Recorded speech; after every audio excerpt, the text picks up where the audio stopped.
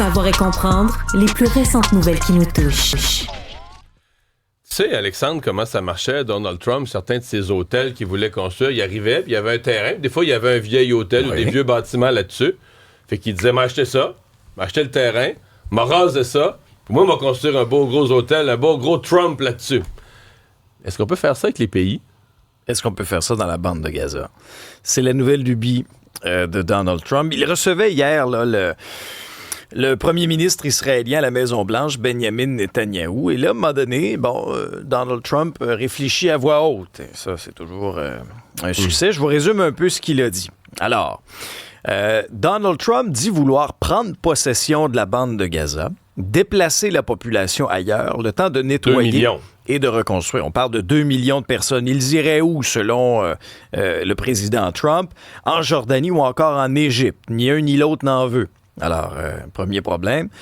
Et Donald Trump, dans sa vision, il veut faire, si vous voulez, de la bande de Gaza la Côte d'Azur du Moyen-Orient. Parce que c'est sur le bord de la mer, il y a des plages. Dans l'esprit de ce que j'ai dit, là, que tu veux construire, tu rases un terrain, tu construis ton hôtel, il y a une logique. C'est un très beau territoire sur le bord de la mer. Logique de promoteur immobilier qui fait fi de tout le contexte géopolitique. C'est juste que c'est habité. Oui. Il y a des gens qui considèrent que c'est leur chez eux. Oui, il y a ça. Puis c'est aussi un endroit, une vraie poudrière, hein, dans le sens que c'est un endroit où il y a des tensions politiques extrêmement, extrêmement élevées. Alors, tu comprendras qu'il y a eu énormément de réactions. Mais d'abord, celui qui était à ses côtés hier, Benjamin Netanyahou, a déclaré que l'idée pourrait changer l'histoire. Il a même qualifié de Trump de meilleur ami qu'Israël a eu à la Maison-Blanche. Ça ne fait pas l'unanimité ailleurs. Par contre, le Hamas et l'Organisation de la libération de la Palestine ce matin ont rejeté tout le projet de transfert du peuple palestinien. Le président Mahmoud Abbas aussi a rejeté fermement le projet d'occupation de la bande de Gaza par les États-Unis et la direction palestinienne a promis de défendre son peuple, d'empêcher que ses droits soient bafoués. Je vous fais entendre un extrait du discours du président Trump. I think the potential in the Gaza Strip is unbelievable. And I think the entire world, representatives from all over the world will be there and they'll live there. Palestinians also. Palestinians will live there. Many people will live there. But they've tried the other, and they've tried it for decades and decades and decades. It's not going to work. It didn't work. It will never work. Alors, la solution à 2 États, selon Trump, ça n'a jamais marché, ça ne marchera jamais. La bande de Gaza a un potentiel extraordinaire, selon l'ancien promoteur immobilier. Mais là, ce qui va être intéressant aujourd'hui, c'est les réactions dans toutes les grandes capitales du monde. À mon avis, je veux dire, nomme-les, là, à Paris, à Berlin, à Ottawa. Tout le monde a dû avaler sa gomme hier en entendant ça. Puis je pense pas que personne est prêt. Personne n'est prêt à réagir. Tu sais, tu travailles toujours avec des scénarios, là. Scénario A, B, C. Là. Je pense pas que personne travaillait sur qu'est-ce qu'on dirait, comment on réagirait à un tel scénario. Là. Moi, je dois avouer que j'ai lu l'alerte 2 fois, là. Pour être coudonc, j'ai-tu bien lu? Tu sais, lui, il fait tambour et trompette pour que personne rentre chez eux, là, mais lui, il veut mettre des gens dans leur pays externe, tu sais, ramener du monde ailleurs. Ouais, lui déplace des millions de populations ailleurs dans le monde, dérangerait ça. Ça va être à suivre, mais j'ai hâte de voir aujourd'hui comment, dans toutes les grandes capitales du monde, on va réagir à ça. Et est-ce que, encore une fois, là, est-ce qu'il lance juste une idée, créant le chaos en se disant ça va rebrasser les pions, mais on va voir ce que ça va donner, ou est-ce qu'il y a vraiment cette intention-là? Ça va être à surveiller.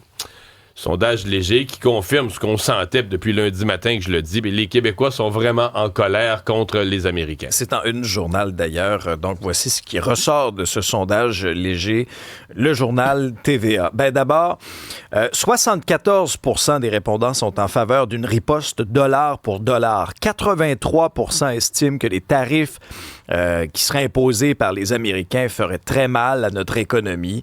Il y a une très grande majorité de Québécois aussi qui ne voient plus les États-Unis comme un pays ami.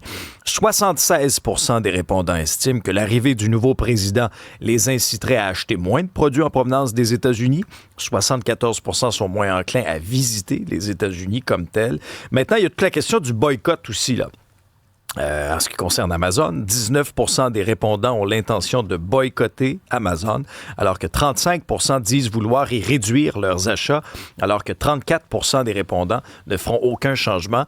Un mot aussi pour vous dire qu'hier, la CSN a demandé hier au gouvernement canadien et provincial, aussi aux municipalités, à la population de boycotter Amazon pour infliger des représailles à la suite de la fermeture cavalière de ces 7 entrepôts au Québec. Alors, il y aura également contestation devant les tribunaux. Je vous fais entendre donc la présidente de la CSN, Caroline Senneville. C'était le temps d'envoyer un double message. Un message à Amazon qui dit non, c'est pas comme ça qu'on fait des affaires ici. Vous nous voulez comme clients, respectez-nous comme citoyens. C'est aussi un message d'appui à l'ensemble des entreprises du Québec pour leur dire nous vous soutenons parce que vous êtes là avec nous et que vous gardez vos affaires à Québec. Ouais. C'est difficile d'estimer l'espèce d'effet domino, là, c'est-à-dire que c'est clair là, qu'il y a plein, individuellement des consommateurs, mais aussi, tu sais, t'as entendu un grossiste en fruits et légumes qui dit « Moi, j'ai averti les fermes aux États-Unis, j'achète plus chez vous », puis tout ça. Mais là, donc, il y a plein d'entreprises américaines, d'hôtels, qui vont se faire annuler. Annuler des commandes, annuler des livraisons. Regarde, ils livraient un camion de légumes quotidiennement. Là, on le prend plus. Des gens, donc, qui vont voir « Oups, notre clientèle canadienne ne vient plus », que ce soit du tourisme ou des achats. Mais eux, est-ce qu'ils vont se plaindre, là, tu sais, à leur... probablement, là, qu'à un moment donné, ils vont se plaindre à leurs représentants au Congrès, ou ils vont se plaindre aux sénateurs de leur État, ou ils vont aller... Tu sais, mais comment le chemin se fait que les amis... Parce que lui, Trump dit, moi, j'ai pas besoin des Canadiens. Mais on sait que c'est faux. Il y a plein. On est le plus gros client, le Canada. Je pense de 34 ou 35 États américains, que le plus gros acheteur, c'est le Canada. Il y a des entreprises individuelles qui vendent au Canada, qui vendent une bonne... Alors, comment le jeu de domino se fait de ton achat que tu fais plus aux États-Unis à un marchand là-bas qui te dit « Colin, moi, ma business aux États-Unis, elle va plus bien. » À lui, pour que tout ça remonte là, vers le haut de la pyramide, puis qu'à un moment donné, au plus haut niveau, au Congrès, puis je parle même pas de la Maison-Blanche, je sais pas jusqu'à quel point Trump écoute ça, mais que ça devient un problème de dire là, on a fait tuer le Canada, puis ça nous coûte quelque chose. Là. Ça nuit des entreprises, ça a créé une panique chez certaines de nos entreprises. Mais ce processus-là existe, mais je sais pas en combien de temps puis à quel point il se rend à destination. Bon, M. Trudeau rencontre à nouveau. C'est devenu presque, depuis le début de cette crise-là, hebdomadaire. Là, le mercredi, rencontre entre M. Trudeau et les premiers ministres des provinces. Ça va se faire en mode virtuel en fin d'avant-midi aujourd'hui parce que, mine de rien, le compte à rebours continue. Là. L'échéance de ces tarifs a été, oui, repoussée d'une 30aine de jours, mais ça ne veut pas dire que dans 30 jours, on n'aura pas de tarifs. Aujourd'hui également, François Legault, parmi les choses à surveiller, période de questions à l'Assemblée nationale. Il va participer aussi au Conseil des ministres en mi-journée et en après-midi, il y aura rencontre du groupe de travail ministériel Québec-États-Unis. Et François Legault, hier, s'est levé à l'Assemblée nationale, a fait donc un discours aussi pour rassurer les Québécois. Voici le premier ministre. Parce qu'on fait face à une attaque économique brutale. En quelques jours, notre monde a changé. L'incertitude, c'est un poison pour l'économie. L'incertitude, ça rend frileuse toutes les entreprises. Mais avant de parler des marchés internationaux, faut pas oublier le meilleur marché, le marché du Québec. Acheter québécois, c'est ce qui est le plus efficace pour protéger nos emplois. Ouais. Les oppositions il y en a qui ont déploré les oppositions, qui ont réagi très négativement, quand même dans un moment où on était plus dans un esprit d'unité. Je veux dire, moi, je l'ai vu que les oppositions ont été terrorisées par l'époque de la pandémie, là, où ils ont commencé à suivre le gouvernement au début en disant qu'il faut avoir un message d'unité. Puis comme à mi-chemin, ils voulaient critiquer le gouvernement, puis là, ils savaient plus comment, puis là, ça n'a pas été bon pour les oppositions. Ils ont l'impression qu'ils ont perdu d'un sondage, puis que la CAQ est devenue populaire. Puis là, c'est comme ils veulent pas revivre ça. Mais tu sais, c'est la fameuse expression « chat échaudé craint l'eau froide », là. Tu sais, je pense que l'expérience passée les a amenés à mal juger la journée d'hier. Oui, il faut que tu gardes ton droit de critiquer, puis que tu le ramènes. Puis peut-être dans la pandémie, ils ont été trop longtemps là, dans cet esprit de pas critiquer. Mais là, hier, quand le peuple est encore sur le traumatisme, là, puis que le premier ministre fait un appel d'unité, puis M. Trudeau fait des appels d'unité, puis partout dans les journaux, tu as des appels à l'unité, puis à la solidarité, puis là, tu chiales. Même si tu as raison, tu juste pas le bon ton. T'sais, les gens n'ont pas le goût d'entendre ça aujourd'hui. Et je pense que les oppositions, vraiment, là, traumatisés par ce qui s'est passé en pandémie, ont mal jaugé le ton de la journée d'hier. Mais bon... Puis qu'est-ce que tu penses de l'idée qui a été mise de l'avant, parce qu'il y a à peu près 100 000 jobs au Québec qui sont en jeu avec tout ça, le fait de requalifier les chômeurs pour aller travailler dans des grands projets, par exemple, de la Société d'État. Pour moi, c'est plein de bon sens. Oui. C'est plein de oui, requalifier des travailleurs. Je veux dire, si tu penses que la fermeture de leur usine est temporaire, qu'on ferme pour quelques semaines pour une situation temporaire, puis que l'usine va rouvrir, je veux dire, enlève pas la main-d'œuvre à l'entreprise. Mais si tu penses que c'est un secteur qui est vraiment endommagé, qui est un secteur déjà faible, que la guerre commerciale vient le tuer définitivement, que la guerre commerciale va être longue, tu peux pas garder des gens sans emploi, en chômage, puis ensuite sur l'aide sociale, mais il faut que tu les requalifies. Puis il faut t'émettre dans ce que de plus utile et de plus productif. Puis au Québec, fabriquer de l'énergie propre, à mon avis, on n'a pas grand-chose de plus utile et productif là, qu'on peut démarrer à court terme.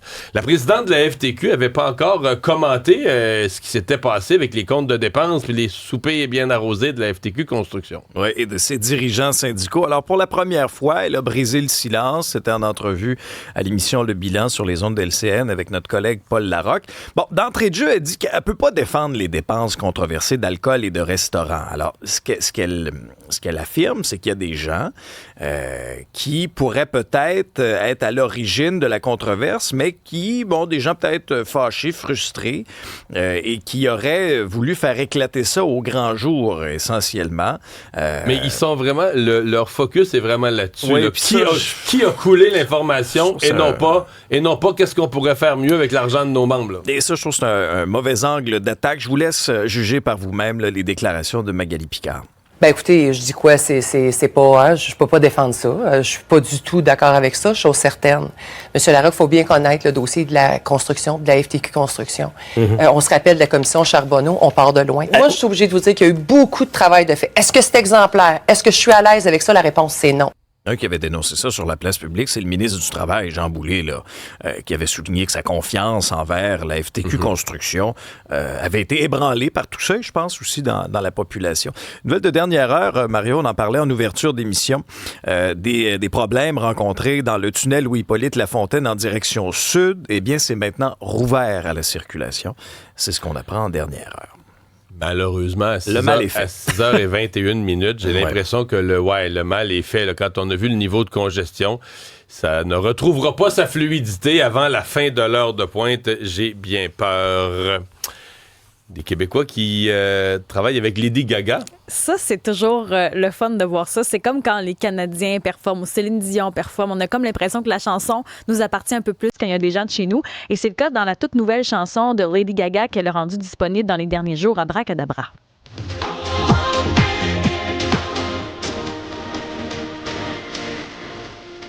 C'est notre collègue du Journal de Montréal, Bruno Lapointe, qui a discuté avec Gab Robert. Il y a James Daity aussi qui sont installés à Las Vegas depuis quelques temps. Gab Robert a travaillé avec Jennifer Lopez, Rihanna, entre autres, Kanye West. Et ce qu'elle dit, c'est qu'ils ont travaillé à peu près 2 jours en décembre pour monter la vidéo qui est disponible sur les réseaux sociaux. C'est une 40aine de danseurs, une 30aine de figurants. Puis Gab dit, Lady Gaga, c'est comme une maternelle. Elle s'occupe de tout le monde. Elle dit merci à tout le monde. Elle est vraiment sympathique, impliquée dans le projet.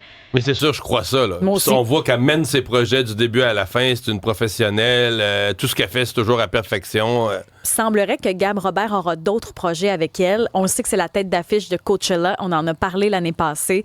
J'ai hâte de voir ce que ça va donner. Mais oui, Lady Gaga, je pense que c'est pour ça qu'on l'aime autant. Ça paraît, son authenticité. Elle doit être exigeante sur la qualité, par exemple. Mais ça, j'aime ça, moi. Ouais. Ça, les exigeants, des fois, je sais que c'est critiqué, les gens qui ont des exigences élevées. Moi, je trouve que ça nous permet de nous élever. Bravo. Ce que je pense aussi. Les Canadiens affrontaient la pire équipe de la Ligue. C'était une occasion de se reprendre. S'il y avait bien un club contre lequel on pouvait peut-être gagner, c'est contre les Sharks. Ça n'a pas été facile. Une victoire à l'arraché de 4-3 pour le Canadien de Montréal. Un but de Yoel Armia en désavantage numérique avec 4 minutes 4 à faire en troisième période aura permis aux Canadiens d'avoir le dessus. Quand on regarde le classement, Montréal est à 5 points du 8e rang ce matin, occupé par le Lightning de Tampa Bay. On aura une autre occasion ce soir. d'enchaîner 2 victoires, pourquoi pas, contre les Kings. Faudra en enchaîner. Là, on a perdu 5 de suite. Faudra en enchaîner au moins 5 de suite pour revenir dans le mix. Tout à fait. Mais hier, quand même, c'est l'écart de gardien. Le Canadien n'a pas dominé le match. Là. C'est Montembeault qui a été meilleur que Georgiev. Parce que j'ai pas vu le match, mais j'ai vu les buts. C'est sûr que ça rentrait hier. Le Canadien a eu cet avantage-là. Le Canadien a lancé seulement 20 fois contre le gardien des Sharks pour 4 buts, alors que Montembeault a quand même repoussé 27 lancés sur les 30 auxquels il a fait face.